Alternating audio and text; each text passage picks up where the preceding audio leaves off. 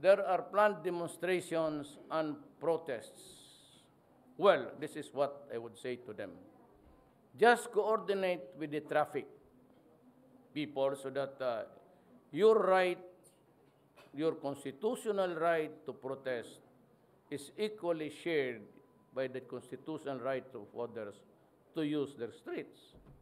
So we can plan something like occupying, give us notice in advance so we can reconfigure the traffic for the day, and you'll have the unbridled, unhampered, undisturbed protest that you like.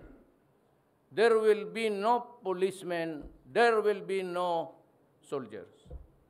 You have the streets. If you want to protest 1 day, fine. 2 days, fine. 3 days, fine. 1 month, fine. And I will